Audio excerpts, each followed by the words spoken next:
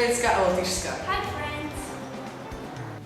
Cieľom školského projektu Vidiecky versus mestský život je posilnenie kompetencií žiakov a učiteľov jazykov s cieľom zmodernizovať a inovovať výučbu európskych jazykov na škole.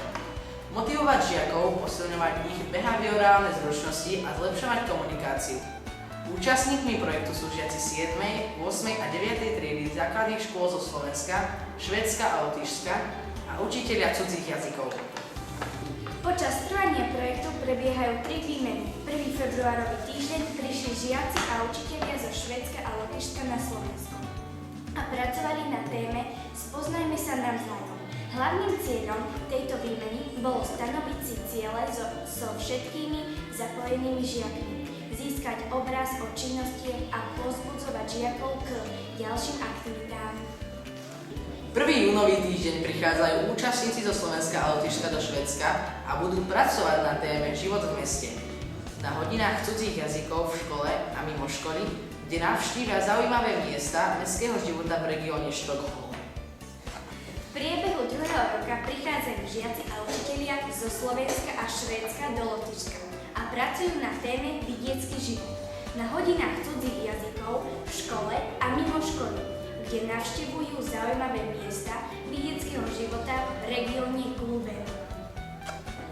Žiaci počas 2 rokov projektu vytvárajú zaujímavé materiály ako videá, brožúry, kalendár aktivít, recepty alebo slovníky v anglickom, španielskom, nemeckom a ruskom jazyku.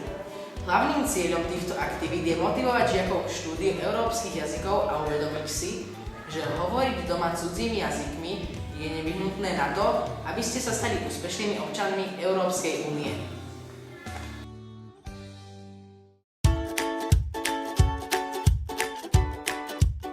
V skorých ranných hodinách sa naši partneri vydali na cestu za dobrodružstvom. Pristáli na letisku vo Viedni, kde ich už naši žiaci čakali a spoločne odštartovali týždenné dobrodružstvo návštevou Bratislavy. Prehliadka budovy parlamentu bola novou skúsenosťou aj pre slovenských účastníkov. Prechádzka starým mestom napriek veternému počasiu nám umožnila aspoň trošku priblížiť históriu nášho hlavného mesta. Prešli sme popri zámku, popod most SMP, pristavili sme sa pri dome svätého Martina a uličkami mesta sme sa pristavili pri Michalovskej bráne a Čumilovi. Unavení po namáhavom dni a precestovanej noci sme vo večerných hodinách prišli do Krupiny, kde nás už čakali nedočkaví rodičia, aby si prevzali svojho zahraničného študenta do domácej starostlivosti.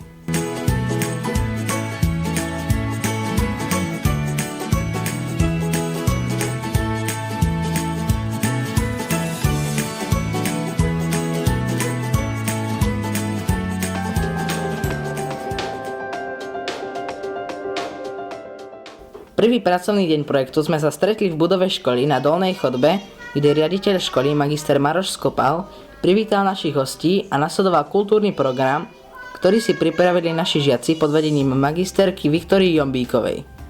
Pokračovali sme v športovej hale tanečným workshopom detského folklórneho súboru Vartášik, kde sme sa pokúsili naučiť ľudový tanec. Nasledovali zoznamovacie hry, po ktorých sme sa rozdelili do pracovných skupín podľa druhého cudzieho jazyka. Žiaci pracovali pod vedením španielčinárky magisterky Adely Pregovej, nemčinárky magisterky Martiny Sladkovskej a ročniárky magisterky Gabriely Tomusovej. Štvrtú vyučovaciu hodinu sa žiaci preskupili na anglický jazyk pod vedením angličtinárok magisterky Adely Pregovej, magisterky Kataríny Žlnkovej a magisterky Veroniky Ištvanovej. Obed v školskej jedálni bol pre hostí prekvapením, nakoľko u nich sa v školskej jedálni nemôžu servírovať sladké jedlá, a u nás sme práve podávali dukátové buchtičky. Po obede sme sa presunuli na mestský úrad, kde nás v slávnostnej sieni privítala zástupkyňa primátora mesta magisterka Anna Borbuliaková. Spoločne sme si pripili na úspešný projekt a hostia sa podpísali do mestskej kroniky. Pán doktor Miroslav Lukáč nás sprevádzal prehliadkou múzea Andreja Sladkoviča. Po vyčerpávajúcej prednáške sme za odmenu dostali pozvanie od pani Borbuliakovej na zákusok do cukrárne Študentský sen. Napriek veternému počasiu sme vyšľapali až na Vartovku a pokochali sa výhľadom na naše mesto. Uzimení sme sa vrátili o 16:00 pred budovu školy, kde nás už čakali rodičia, aby si odviezli svoje radosti aj tie dočasné domov.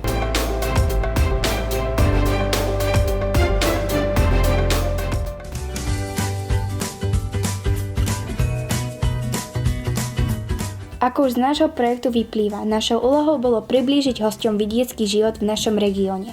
V stredu sme im ukázali tradičnú Lišovskú izbu v Múzeu Lišov, kde okrem iného videli aj repliku keľtského obydlia a výstavu masík z celého sveta. Súčasťou múzea je aj obchodík s lokálnymi produktami, kde si hostia nakúpili suveníry. Možnosť ochutnať zastudené lisované oleje z miestnych zdrojov mali v Sudovciach, kde sme navštívili olejhond.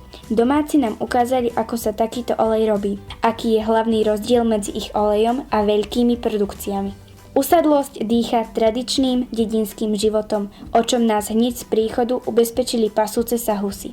Tradičné kamenné obydlia sme im ukázali v Brhlovciach, kde sme navštívili Tekovské múzeum s tradične zariadeným dedinským domom.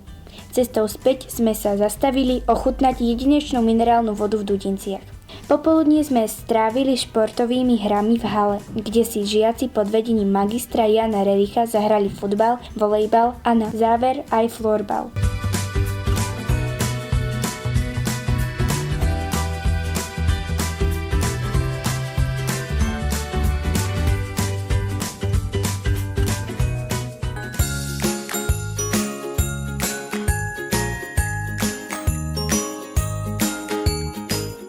Štvrtok patrí šikovným rukám, ktoré sa naučili postiť ovčiu vlnu a vyrobiť si šumiky do kúpeľa na farme Rozjak vo Zvolene.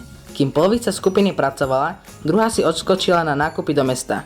Naobedovali sme sa v školskej jedálni, po obede patrilo oddychu v rodinách a večer sme sa všetci stretli v bowling bare v Krupine, kde si žiaci zahrali bowling, šipky alebo kalčeto. Kým jedni hrali, druhí si odbehli na večeru do Hontu, kde bola pripravená party. Tu si žiaci mohli zatancovať a podebatiť pri večeri bufetového typu. Na záver sme sa zahrali party hry.